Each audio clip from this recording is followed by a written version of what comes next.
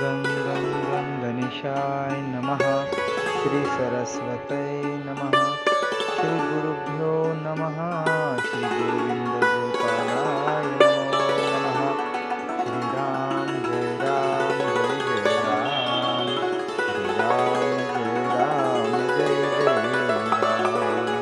श्री हरि नाम। श्री राम जय जय राम। आनंद आनंद हरि का नाम। श्री राम जय जय राम। कृष्णं नारायणं वन्दे कृष्णं वन्दे व्रजप्रियं। कृष्णं द्वैपायनो वन्दे कृष्णं वन्दे पृथासुतं। भक्त भक्ति भगवंत गुरु चार नाम वपुए। इनके पद वंदन किए नाशत विघ्न अनेक। श्रीमद् भागवतं पुण्यम आयु आरोग्य पुष्टिवर्धनम। पठना श्रवणादपि सर्वपापै प्रमुच्यते। ॐ एकदन्ताय विद्महे वक्रतुण्डाय धीमहि तन्नो दन्ति प्रचोदयात्। सपुष्पांजलि समर्पयामि। नारायण, कल हमने श्रवण किया किस प्रकार धुंधुली ने अपने पति देव को महाराज उस गुप्त रहस्य का पता ही नहीं चलने दिया कि ये पुत्र मेरा नहीं अपितु मेरी बहन का है। और ये भी कह दिया कि ये पुत्र तो हुआ किंतु मेरी स्तनों में दूध नहीं है, तो क्यों ना अभी अभी मेरी बहन प्रसव हुई है किंतु उसका पुत्र मर गया है, तो उसको बुलाती हो, उसका दूध बालक पी लेगा।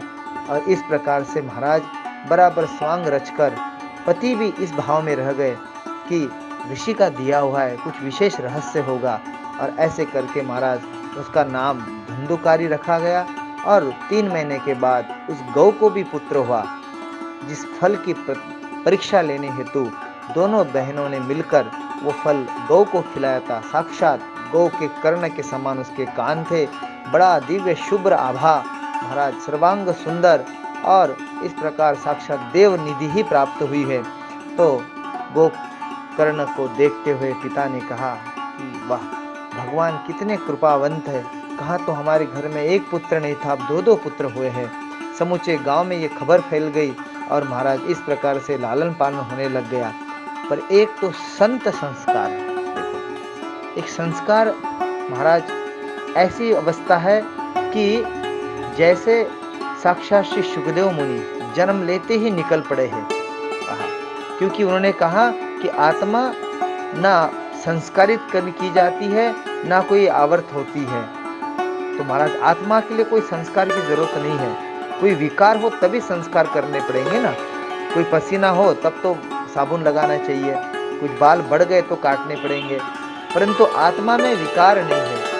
ऐसे महाराज साक्षात प्रभजंत भगवान सुखदेव मुनि जन्म जाति मुक्त थे। महाराज जैसे भगवान सुखदेव मुनि देवी पार्वती जी के गुरु, ये साक्षात जीते जी मुक्त थे, जीवन मुक्त थे जन्म से ही, तो वैसे ही निकल गए।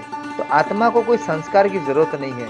किंतु जो जीव कई जन्मों से योनियों से आया है महाराज, अभी मुक्ति के लिए ही इस मनुष्य जन्म में आया है, उसको अगर अच्छे संस्कार न मिले, केवल कलयुग केवल माता पिता पेट भरने की विद्या सिखा, वही बस केवल पेट भरने की विद्या ही सिखाई, उसके अंदर संस्कार नहीं दिए, तो एक दिन रोना पड़ेगा।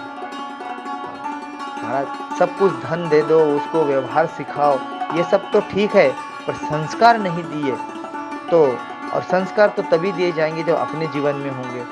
स्वयं ही पिता जो है वो क्रूर व्यवहार कर रहा और पुत्र से आशा करे कि यह महाराज करुण हृदय वाला हो, दयावंत हो, नहीं हो सकता।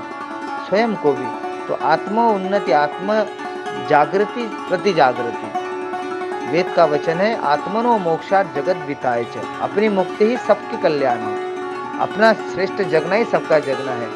तो यहाँ धुंधुली स्वयं ही अनअधिकारी थी, तो पुत्र भी धुंधुकारी वैसे होने लग गया। और कैसे धुंधुकारी का वचन यहाँ आता है कि महाराज वो लालन पालन में बड़ा कष्ट हो रहा था। हाँ, तो क्या करता है महाराज, देखो माता पिता को बड़ा कष्ट देता है। हाँ, और बिना नहाई खा लेता है। महाराज शौच होकर आए तो शुद्धि भी नहीं करता। जब मरणासन्न कोई मर गया है और उस शव यात्रा से आया है, बिना नहाई खा लेता है। आहा, नहाता है तो नग्न होके नहाता है। इस प्रकार से ऐसी उसकी कुछ क्रिया होने लग गई कि समझ में आ गया कि असुर योनि से आया है, असुर है ये बिल्कुल।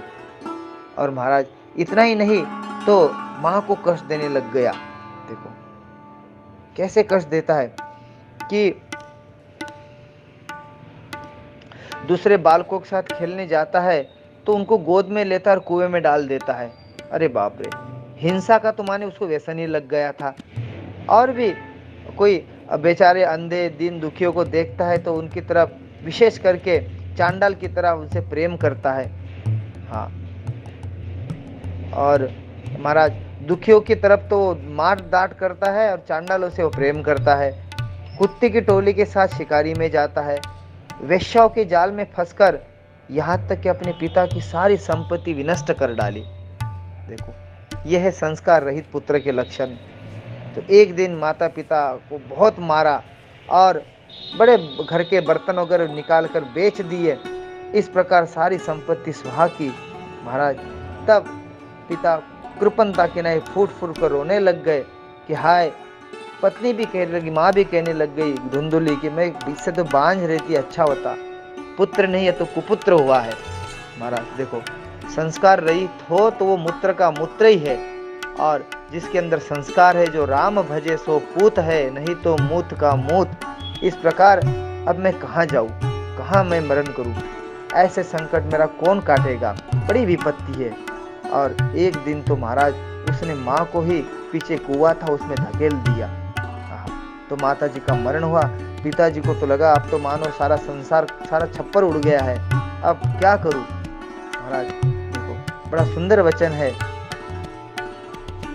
कि परम ज्ञानी गोकर्ण ने कहा कि पिताजी सुनो, बड़ा सुंदर उपदेश दिया।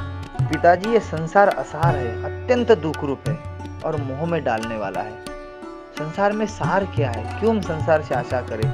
संसार के कर्तव्य पूर्ण करे और बार बार अपने आत्मस्थिति पे आत्मस्तु भगवान, अपने आत्मा की भगवत सत्ता का अनुभव कैसे करूं, यह विवेक जागृत करने के लिए अपने समय को लगाना चाहिए।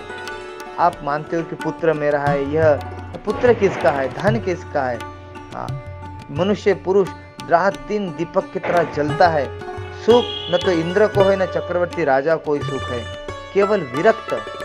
एक समय यह भी विचार करना चाहिए कि मुझे विरक्त होना है, एकांत जीवी होना है। हाँ, ये मेरा पुत्र है, ये अज्ञान छोड़ दो और मोह से नरक की प्राप्ति होती। पिताश्री ये शरीर तो नष्ट हो जाएगा, इसलिए सब कुछ छोड़कर अब वन चले जाओ, वृंदावनम, एकांत चले जाओ, भगवान के धाम जाओ, जिससे कि आप भजन कर सको। कईयों को भोग मिलता है पर वो इंद्रिय तृप्ति में लगे रहते। नहीं, भोग है तो भोग से भी ऊंचा जीवन है महाराज, आत्म जिज्ञासा, उसमें लगना चाहिए। कईयों को धन मिलता है पर वो धर्म में नहीं भोग में ही लगाते। तो नहीं, धर्म में इस्तेमाल करें जिससे कि मैं अपना भगवत भजन का पुण्य कमा लूं। कल एक ब्राह्मण देव ने कहा कि मेरे पिताजी के पास 100 एकड़ जगह थी, दादाजी के पास। उन्हें 80 एकड़ जगह मध्य प्रदेश नर्मदा किनारे रीवा, 100-200 किलोमीटर, 300 किलोमीटर, तो उन्होंने 80 एकड़ जगह महाराज दान कर दिया अपने क्षेत्रीय लोगों को, और 20 एकड़ एक पुत्र है पर्याप्त है। आज उन पुत्र के अर्थात मेरे पिताजी के हम 2 पुत्र हैं, तो हमारे पास भी कमी नहीं, सब व्यवस्था है। 80 एकड़ दान, तो वो पिता दादाजी जो है वो कितने सशरीर साक्षात वैकुंठ गए होंगे। ये दान का फल, ये पुण्य का फल। तो एकांत, हे पिताजी अब आप अज्ञान को छोड़ दो, क्योंकि ये मोह नरक की प्राप्ति कराने वाला, और सब कुछ छोड़कर वन चले जाओ। अर्थात ऐसा मन से भाव प्रकट होना ही चाहिए, पर नहीं होता, क्योंकि कली की ऊपर से विशेष कृपा है। और महाराज फिर भी गोकर्ण के वचन सुनकर, असार खलु संसारो दुख रूपी विमोहकम, सूत कस्यम धनम कस्यम स्नेहवश जाल जलेत्तिनशनम, न चेन्द्र इंद्रस्य सुखम किंचित सुखम चक्रवर्तिनाम, सुखमस्ति विरक्तस्य मुनिरेकांत जीविना। एकांत श्रवण करके, वचन सुन करके आत्मदेव वन में जाने के लिए तैयार हो गए। कहा कि बेटा वन में रहकर मुझे क्या करना चाहिए, ये विस्तार से कहो। तब गोकर्ण ने बड़ा सुंदर वचन कहा है कि पिताजी देखो, ये शरीर हड्डी मांस और रुधिर का पिंड है। देहे अस्ति मांस रुधिर अभिर्मतिम त्यज्यत्वम। आप इसे मैं मानना छोड़ दो। मेरी पत्नी मर गई, पुत्र इत्यादि में अपनत्व छोड़ दो। क्षणभंगुर ऐसा जानकर एकमात्र वैराग्य रस के रसिक होकर भगवान की भक्ति में लग जाओ। जय हो। वैराग्य राग रसिको भव भक्ति निष्ठा। तो भगवत जन सबसे बड़ा धर्म है, निरंतर उसी का आश्रय लो। अन्य सब प्रकार के लौकिक धर्मों को मुख मोड़ लो और साधु जनों की सेवा, भोगों की लालसा का पास फटकने न दो। जल्द ही जल्द महाराज इस प्रकार एकांत सेवन, भगवत सेवा और भगवान की कथाओं में रस प्राप्त कर लो। साक्षात सूर्य पुत्र सूर्य के द्वारा अर्थात गौ के द्वारा महाराज प्राप्त हुआ। और साक्षात सूर्य प्रसिद्ध जिन्होंने सिद्ध कर लिए थे, सूर्य भगवान को रोका था गोकर्ण जी ने, वे ये कथा बता रहे। और यही वचन जब आत्मदेव जी को उस ब्राह्मण ने कहे थे, उस महाराज अरण्य में वनवासी महाराज ने कहे थे, यही वचन थे, वो साक्षात भगवान ही थे। इस प्रकार अब वो वचन और अब पुण्य दोनों मिलाकर पुत्र की वाणी से प्रभावित होकर आत्मदेव घर छोड़कर वन की ओर निकल पड़े। और भगवान की सेवा पूजा, भागवत का 11वां स्कंद नियम पूर्वक, भागवत के 10वें स्कंद का पाठ और भगवान श्री कृष्ण चंद्र को प्राप्त कर लिया। श्री कृष्ण माप नियतम दशमस्यम पाठात अपंचमोध्याय। तो इस प्रकार यहाँ पंचम अध्याय आरंभ होता है। अब धुंधकारी को जो प्रेत योनि प्राप्त हुई उसका वर्णन सूत जी कहते हैं, शौनक जी सुनो। पिता के वन जाने के बाद धुंधकारी ने अपने माता को बहुत पीटा। पूर्व नहीं, बाद में कहीं पूर्व में आता है। यहाँ माता भी मर गई, उसको महाराज और घर से सारा धन लेकर वेश्याओं को दिया। वेश्या तो बड़ी स्वार्थमय होती है और वेश्याओं ने धन तो लिया, पर कल कोई हमारा राज न खुल जाए, इसके लिए उन 5 वेश्याओं ने इसी के घर में महाराज इसको जो है उन कुलटाओं ने काम में अंधे होकर मौत की घाट उतार दिया। और वो निकल पड़ी बाहर और बता दिया कि यह कोई तीर्थ यात्रा में बाहर गया हुआ है। और रात्रि के समय उन्होंने ये प्रकरण कर दिया और इस प्रकार इसकी ऐसी अकाल मृत्यु हो गई, बिना काल के ही। तो मृत्यु के बाद मनुष्य ये देह जो है प्रेत हो जाता है और प्रेत कर्म उसको प्राप्त हो तब पितृ होता है।